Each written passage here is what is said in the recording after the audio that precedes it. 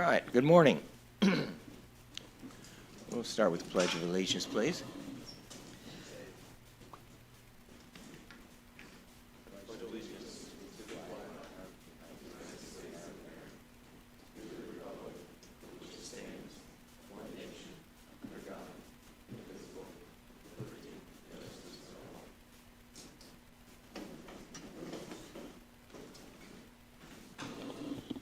Okay, good morning again.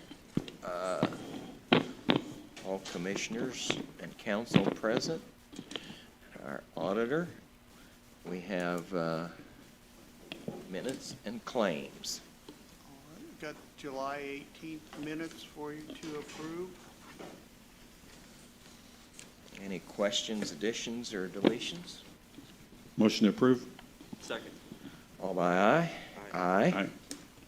And then the claim docket for July 15th through 21st for $508,022.69. Okay. Questions? I'll make a motion to approve. Second. Motion is seconded. All by aye? Aye.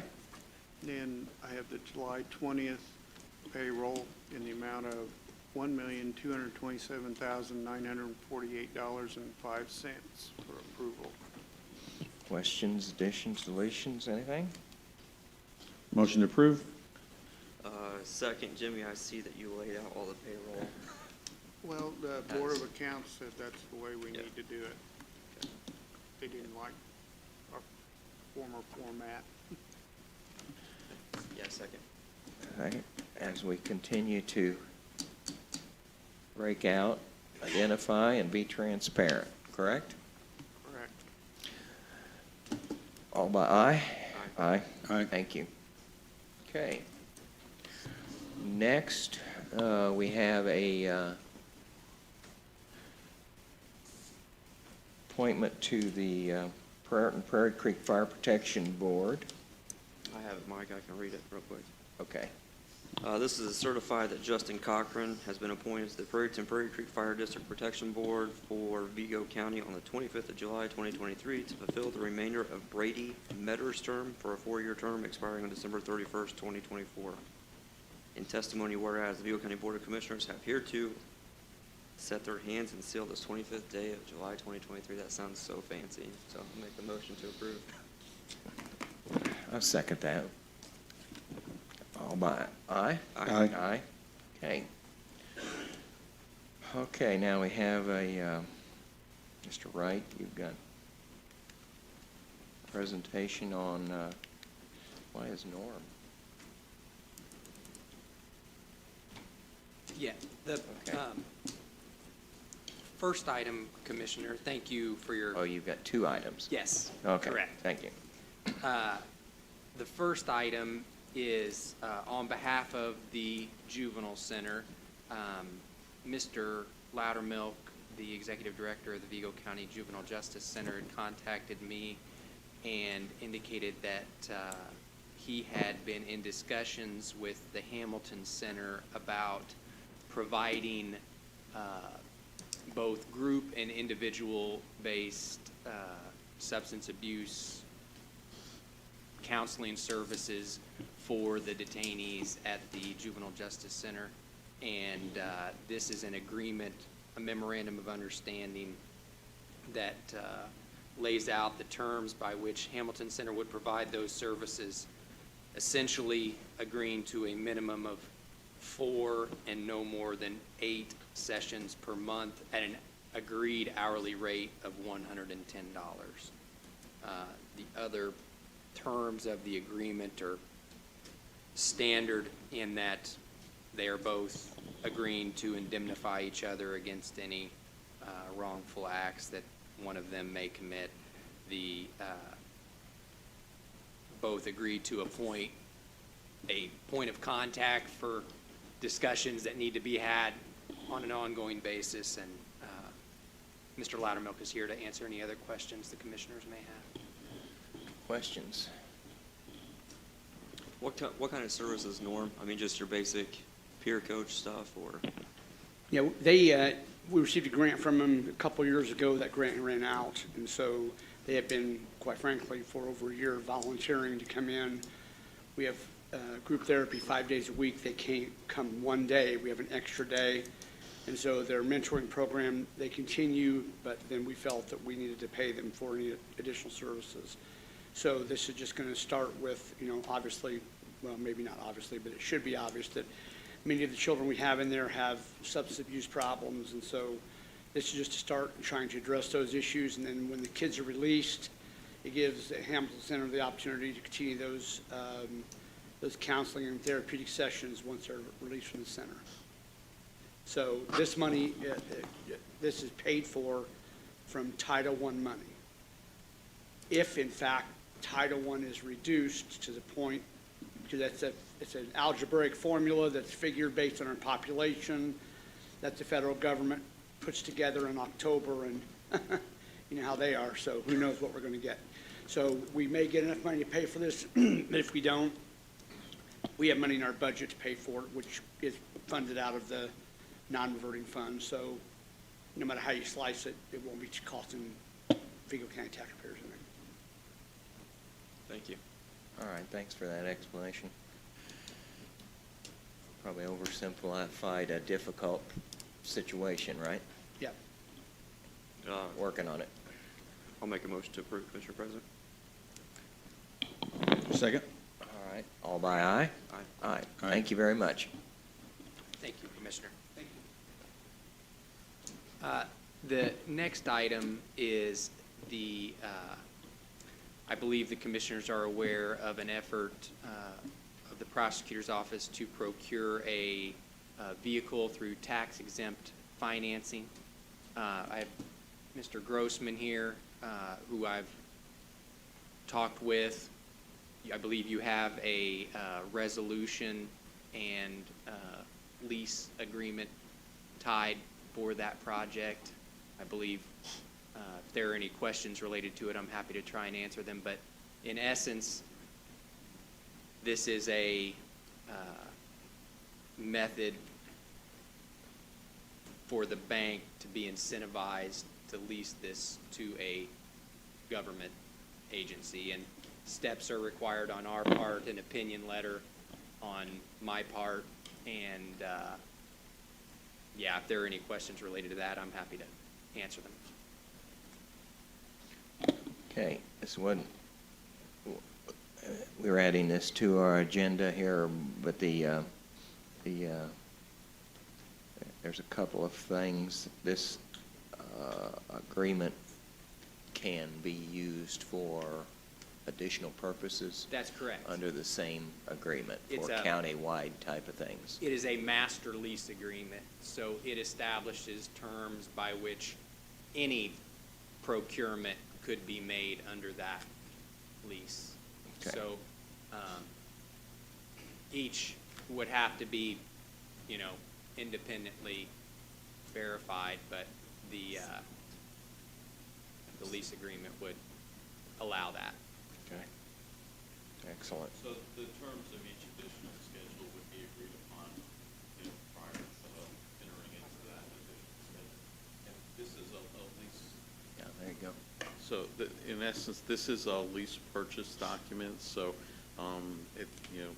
title to the particular equipment passes to the county at the beginning of the lease.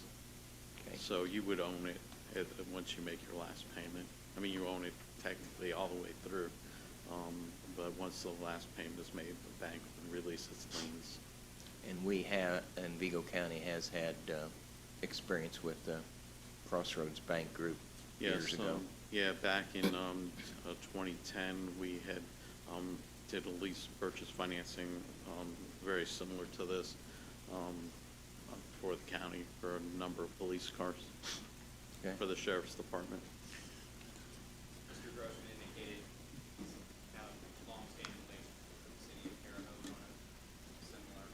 Yeah, we have a number of master lease schedules in place with the city of Terre Haute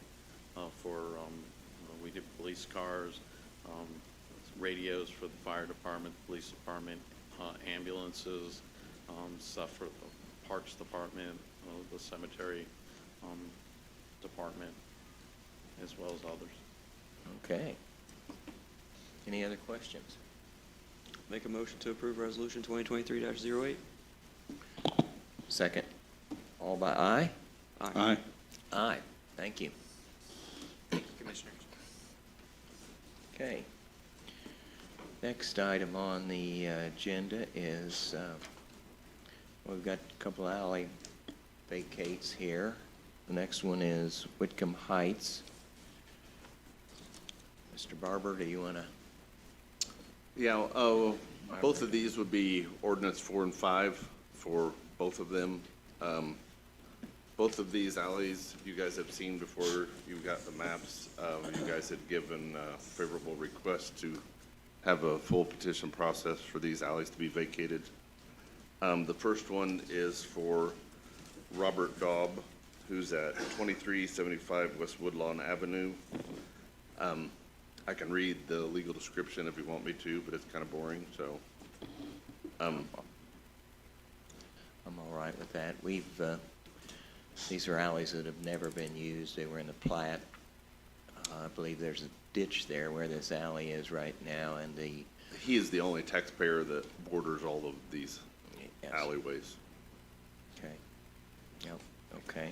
If we could, Commissioner President, do them individually, because in full transparency, one of the alleyways is mine. It's the second one, ordinance number 5, 2023. That's simply an alleyway between me and my father's property. That's a 15-foot wide alleyway, Okay. and I will have to abstain from that one, but we just want to get rid of the alleyway separating our properties. Okay. Well, I would make motion to move ahead with this property at Whitcomb Heights for vacation of it. Second? All by aye? Aye. Aye. Thank you. Okay. The next one, as he said, is petitioned by Mr. Schweitzer. It is actually lies in J.R. Beach's Dresser Place subdivision, which is in Sugar Creek Township. You have a map on that one as well, and they are the only property owners that abut up to this alley. Okay. Motion to approve? Second. All by aye? Aye. Aye. Thank you, Mr. Barber, for your work. Thank you. All right.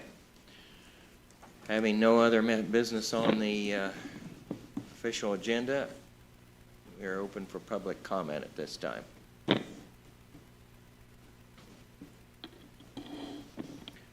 Seeing no public comment, we are open for comment from commissioners or other elected officials at this time.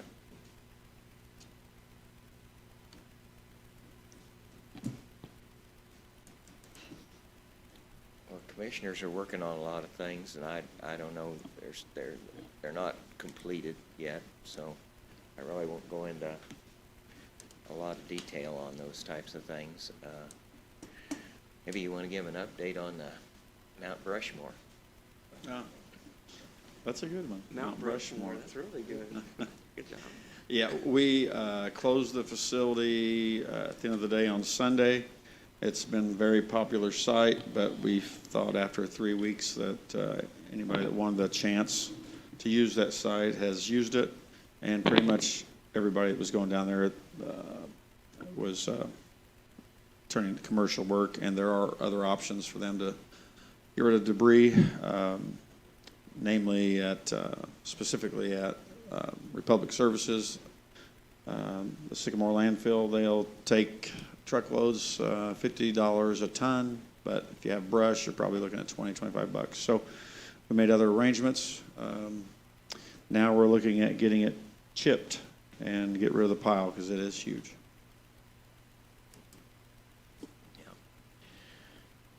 All right. Any other comments? We are in the process of painting the community services building, so here in a couple of weeks that'll be done, look a lot better, as well as the storage buildings we have on 13th Street. So getting a couple updates there. Okay.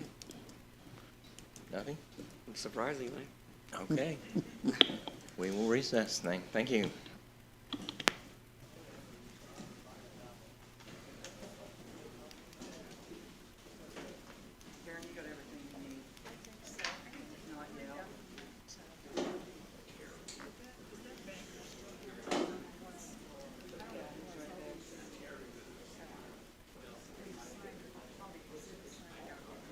Michael was pointing to you.